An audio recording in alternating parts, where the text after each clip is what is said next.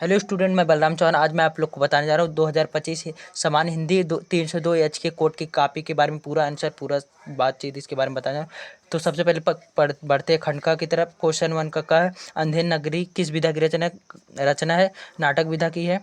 ख का क्वेश्चन है, हिंदी के प्रथम कहानी किसे माना जाता है? इंदुमती को माना जाता है। भारतेंदु युग की पत्रिका कौन नहीं? सरस्वती नहीं, भारतेंदु युग की पत्रिका। क्षण बोले कल मुस्कुराए कृति के लेखक कन्हैयालाल मिश्र प्रभाकर जी हैं। नीड़ का निर्माल फिर किसकी कृति है? हरिवंश बच्चन की कृति है। अष्टशाप के रचयिता हैं नाभादास जी, अष्टशाप के रचयिता है। रस कलश कृति के रचयिता हैं अयोध्या सिंह उपाध्याय हरिऔध, जिन्हें हरिऔध कहते हैं। बढ़ते क्वेश्चन ग की तरफ। नीरजा के रचना है माधवी वर्मा जी हैं। साहित्य लहरी के रचयिता हैं, ये तो सभी को पता होगा, सूरदास जी हैं। परिमलल के रचनाकार हैं सूर्यकांत त्रिपाठी निराला जी हैं। परिमलल के रचनाकार। दिए गए गद्यांश को आधारित प्रश्नों के उत्तर लिखिए, मतलब सभी गद्यांश के प्रश्नों के उत्तर लिखना है।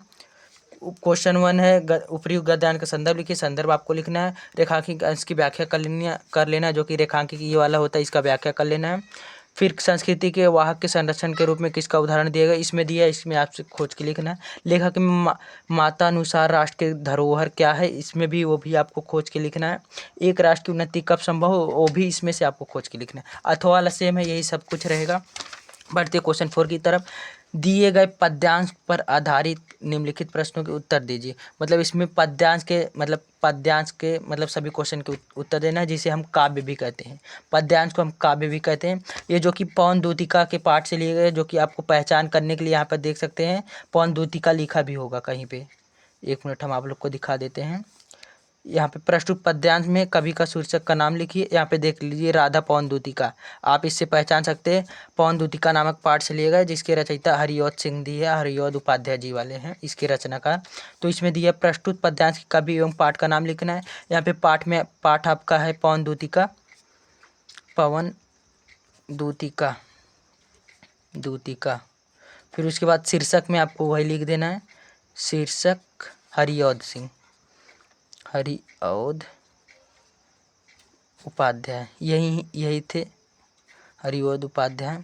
फिर उसके बाद इसमें देखते हैं, ये हो गया प्रस्तुत पद्यांश का प्रसंग लिखना है। प्रसंग आपको लिख देना है, मतलब ये पाठ का क्या मतलब है। फिर रेखांकित अंश की व्याख्या कर देना है, जो कि ये देख सकते हैं, इसका रेखांकित अंश का व्याख्या करना है। राधा पवन दूतिका से राय मिलने के पथिकों में क्या व्यवहार करने को कहती है? ये व्यवहार आपको लिख देना है, जो कि इसमें से है। आप अगर पाठ पढ़ेंगे तो पूरा लिख लेंगे। लज्जशीला महिला की राधा ने क्या कहा था? वो अगर आप लेसन को सही तरीके से पढ़ेंगे तो इसका आंसर आपको पता होगा। अथवा वाला सेम चीज़ कॉपी है। बढ़ते क्वेश्चन 5 की तरफ। निम्नलिखित में से किसी एक लेखक का साहित्यिक परिचय देते हुए उनकी प्रमुख कृतियाँ का उल्लेख कीजिए। मतलब आप लोगों ने साहित्यिक परिचय लिखा होगा कुछ इस तरह से। इसमें सभी का कन्हैयालाल मिश्र, प्रभाकर, हरिशंकर परसाई, वासुदेव शरण गौड़, जिसकी अधिकतम सीमा है 80 शब्द, मतलब 80 शब्द से कम नहीं लिखना है। बढ़ते नेक्स्ट क्वेश्चन की तरफ। ख वाला है, निम्नलिखित में से किसी एक कवि का साहित्यिक परिचय देते हुए उनकी रचना को लिख कीजिए। मतलब वही अधिकतम सीमा, अयोध्या सिंह उपाध्याय, मैथिली शरण गुप्त, जयशंकर प्रसाद, किसी का भी लिख, आप जयशंकर प्रसाद का भी लिख सकते हैं, मैंने तो इसी लिखा था। फिर क्वेश्चन 6 की तरफ। बहादुर अथवा पंचलाइट कहानी का उद्देश्य का प्रकाश डालिए। अधिकतम शक्ति सीमा से बहादुर या पंचलाइट। आप पंचलाइट लिखेंगे तो बहुत आसान पड़ेगा। पंचलाइट लिखे होंगे तो मैंने तो पंचलाइट ही लिखा था। पंचलाइट का मतलब गोधन के द्वारा सब कुछ पंचलाइट को जलाना हुआ था, आप लोग जानते ही होंगे। फिर अथवा वाला सेम, ये भी अगर पढ़े होंगे, ये भी लिखना चाहे तो लिखे होंगे, तो नहीं लिखे होंगे। फिर स्वपठित खंडकाव्य के आधार पर खंड का चरित्र चित्रण लिखिए। यहाँ पे आपको सबसे आसान होगा, मुक्ति खंडकाव्य के आधार पर नमक आंदोलन, जो कि मतलब गांधी जी द्वारा हुआ था, इसके बारे में लिखे होंगे। या फिर मुक्ति खंडकाव्य के नायक का चरित्र चित्रण इसमें लिखना था, लिखे होंगे। बढ़ते क्वेश्चन 8 की तरफ। दिए गए संस्कृत गद्यांशों के साथ संदर्भ से अनुवाद कीजिए। इसमें संस्कृत के मतलब साथ संदर्भ देना है और हिंदी में अनुवाद करना है, जो कि 7 नंबर का था। तो देखते हैं अब घ वाला, वो भी दिए गए पद्यांश के साथ संदर्भ में लिखना है। गद्यांश के साथ संदर्भ में कुछ नहीं रहता, इसमें बस लिखना रहता है प्रस्तुत मतलब गद्यांश वाला देखते, छोड़िए पद्यांश वाला देखते। प्रस्तुत पद्यांश हमारी पाठ्य पुस्तक के जिस भी पाठ से लिया गया है, फिर उसमें मतलब इसके लेखक या रचयिता नहीं रहते हैं, बस पाठ से लिया गया, हिंदी के संस्कृत खंड से लिया गया, बस इतना रहता है। निम्नलिखित मुहावरों का लोकोक्तियों का एक अर्थ लिखाकर वाच लिखिए। इसमें देखना है, एक ही का लिखना है। आगे नाथ न पीछे पगहा का फिर का वर्षा का कृषि सूखने, अधजल गगरी छलकत जाए, आद अंत भला तो सब भला। इसमें ये वाला मैंने किया था, किया तो ये था आगे नाथ ना पीछे पका वाला, इसे अधगल गगरी छलकत जाए। तो इसका मतलब है कि जैसे कि कोई गगरी है, मतलब गगरी या फिर घड़ा है, पानी मतलब आधा उसमें भरा है, आधा पानी भरा है, आधा, तो मतलब उसे मतलब दिखाने के लिए दिखाने के लिए छलकाते हुए लेके जाते हैं। तो मतलब राधा की अधगल गगरी छलकत जाए, इसका प्रयोग वाक्यों में हो गया। और इसका मतलब है, मतलब आधा गगरी जो रहता है उसे लोग दिखाने के लिए छलकाते हुए लेके जाते हैं कि मतलब पूरा भरा है। यहाँ पर चलते हैं क्वेश्चन 10 की तरफ। अपठित गद्यांश पर आधारित निम्नलिखित प्रश्नों के उत्तर दीजिए। मतलब इसमें से ये सब गद्यांश पढ़ना, फिर इसके उत्तर दे देना। व्यक्तित्व काव्य के विश्व काव्य में क्या अंतर है, कवि मानव जीवन का चित्रकाम क्या करता है, काव्य क्या है, काव्य आपको पता ही होगा। काव्य में मतलब दोहा, कविता जो कुछ रहता है सब काव्य में ही आता है। फिर इसके बाद वो अथवा वाला सेम वही चीज़ है। फिर क्वेश्चन 11, निम्नलिखित सदयुग्मों का सही अर्थ चयन कीजिए।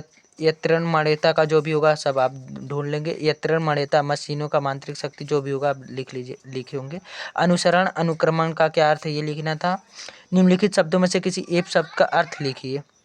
मतलब इसमें से किसी एक शब्द का अर्थ लिखना है, जो कि आप लोग देख सकते हैं। लक्ष्य का जो भी होगा आपका अर्थ लिखे होंगे। पक्ष का पक्षी होता है।